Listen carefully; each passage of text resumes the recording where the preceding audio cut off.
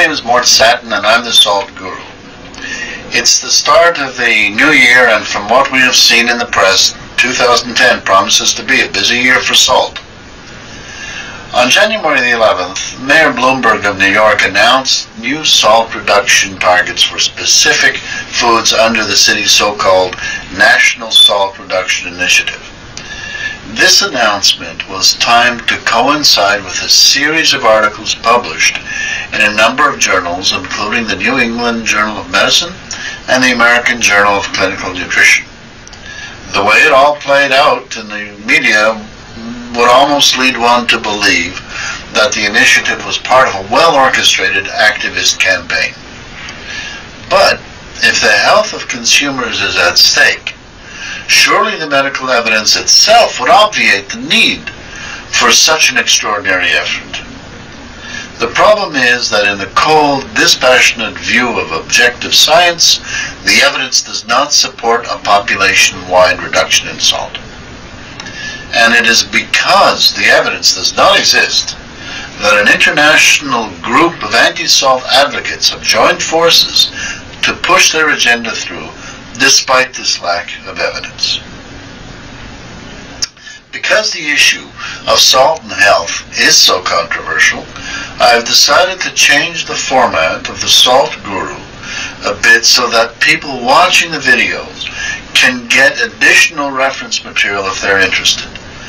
I put up a website called thesaltguru.com where viewers can download videos and get full access to peer-reviewed reference and background materials. The reason for this is to ensure that all the medical research surrounding the issue is made public. Check out the verbatim transcript of the video on the website. It will have links to all the background references. Now, the issue of salt and health suffers from a lack of transparency. Some of our great health institutions refuse to be transparent about their work which is all funded by our tax dollars. When it comes to our health, why are they so secretive?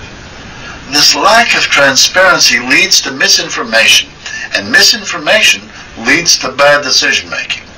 And by providing as much background and peer-reviewed information as possible, I hope to lift the veil in front of this effort to delude the public on the issue of salt and health. It has been a little more than a decade since the well-known science journalist Gary Tobbs wrote the article, The Political Science of Salt, in the August 18, 1998 edition of the journal Science. The link to this article is on the Salt Guru website. In that article, for which he received the Science and Society Journalism Award, Tobbs highlighted the lack of legitimate, evidence-based medical science supporting a population-wide reduction in salt. He also reported on the extraordinary efforts to which the anti-salt advocates have gone to make their case in the absence of scientific evidence. Now, since the paper was published, many more medical papers have been published, some for and some against the benefits of reducing salt in the diet. Yet, the public appears to be only aware of one side of the evidence. For instance, did you know that during the last year, a major meta-review on the impact of salt reduction was carried out by the German Institute for Quality and Efficiency in Healthcare? This is the body that's responsible for providing health and medical policy advice to the German Ministry of Health. After reviewing all the available evidence, they came to two conclusions. The first was that there continues to be uncertainty whether reduced blood pressure is actually sustainable with a low-salt diet. If you go on a low-salt diet, you may experience a slight drop in blood pressure at the beginning, but the pressure may creep back up over time, leaving you on a low-salt diet, but without any long-term benefit. Their second conclusion was that based on the available research, it was impossible to draw any conclusions on the benefits of a low-salt diet on cardiovascular disease or mortality. Now, the link to the English version of their report is also on the Salt Guru website. There have also been papers, of course, published where authors have projected a scientific health benefit coming from reduced salt. In view of all the conflicting opinions and evidence, how did the mayor get the confidence to turn New Yorkers into guinea pigs for his national salt reduction initiative, much less to set out targets for individual foods on January 11th, 2010?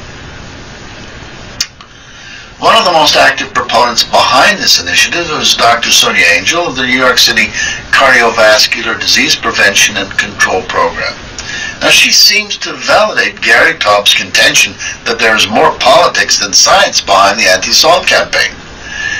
Angel wrote an editorial on last week's edition of the American Journal of Clinical Nutrition, timed to coincide with the publication of the New York City targets. In that editorial, Dr. Angel praises a survey of Australian foods published in the same edition of the journal. The study she referred to was authored by 3 members of the Australian division of WASH, WASH, World Action on Salt and Health, which is an advocacy group devoted to worldwide salt reduction. We will discuss WASH and their influence on the medical evidence in the next SaltGuru video. In any event, the survey carried out by WASH Australia differed from other surveys by highlighting the salt content of specifically branded products. Now, the sole purpose of this was to be able to coerce food companies into formulating their foods in compliance with the agenda that WASH has on salt reduction, or risk being named and shamed in public. Dr. Angel, who is a public civil servant, revealed that the intended use of such a database and the ultimate motivation behind much of the salt reduction campaign was activist control of the food industry. She states, and I quote, "Such information is relevant because food manufacturing is increasingly dominated by a limited number of corporations, far more political than a health declaration." Indeed, she went further on to say that such a system has value far beyond sodium and can be used to monitor and presumably control all of the nutrients of foods. In other words, the salt reduction initiative is not simply about salt, but is the first step in a global program for activists to control the normal market relationship between producers and consumers through government policy. Food companies will no longer produce products with consumers as their prime focus and consumer acceptability as their priority, but would first have to conform to the whims of activists who are not particularly fastidious about standards of scientific evidence.